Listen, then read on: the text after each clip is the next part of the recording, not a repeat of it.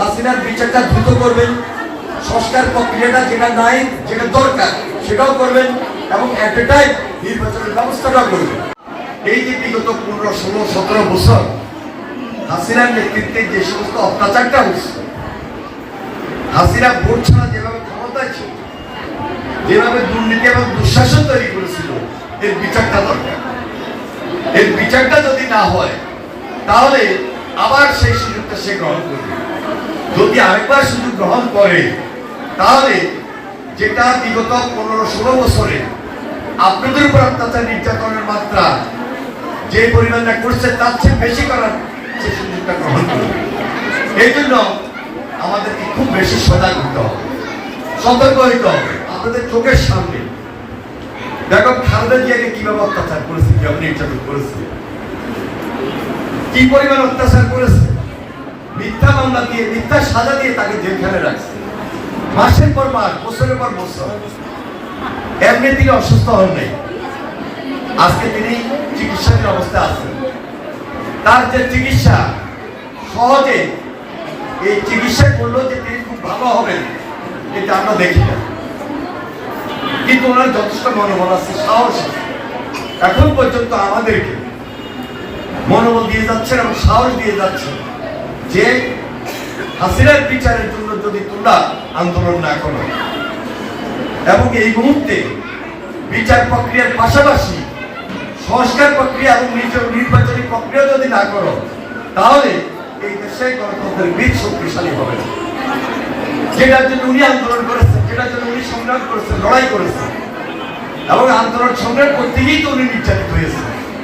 আমাদের সবাই প্রত্যাশার জায়গা এখানে যে দেশে একটা স্বাভাবিক নির্বাচন হবে, দেশে একটা স্বাভাবিক নির্বাচন হবে। নির্বাচন হলে অন্তত জনগণে একটা স্বস্তি আসবে, যে স্বস্তিটা এখন পর্যন্ত এই দেশের মানুষের কাছে আসে নাই। স্বস্তিটা খুব জরুরি, খুব প্রয়োজন।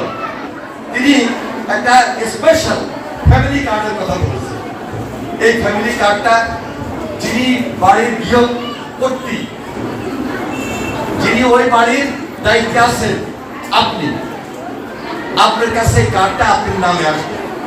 এই কার্ড দিয়ে আপনার স্বাস্থ্যসেবা, আপনার ছেলে মেয়েদের শিক্ষা ব্যবস্থার জন্য সহযোগিতা, এবং বিশেষ প্রয়োজনে ওয়ালটন আবারও মিলিয়নিয়ার অফারে ওয়ালটন ফ্রিজ কিনে আপনিও হয়ে যেতে পারেন মিলিয়নিয়ার।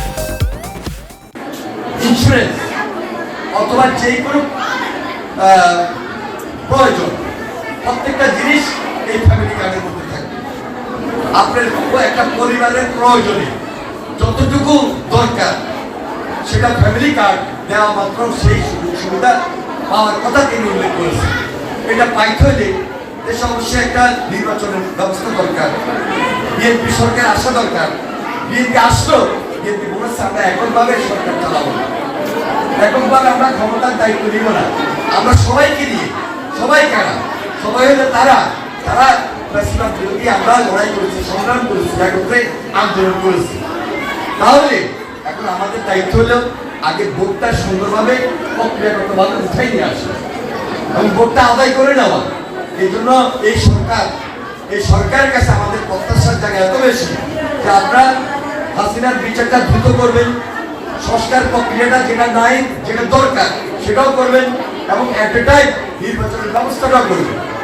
আর সংস্কার প্রক্রিয়া, বিচার প্রক্রিয়া এগুলো যদি চলতে থাকে, এটা একটা চলমান প্রক্রিয়া, তাহলে নির্বাচনের মাধ্যমে যিনি ক্ষমতা আসুন দলকে, দেশকে, জাতিকে তিনি দিতে পারবেন।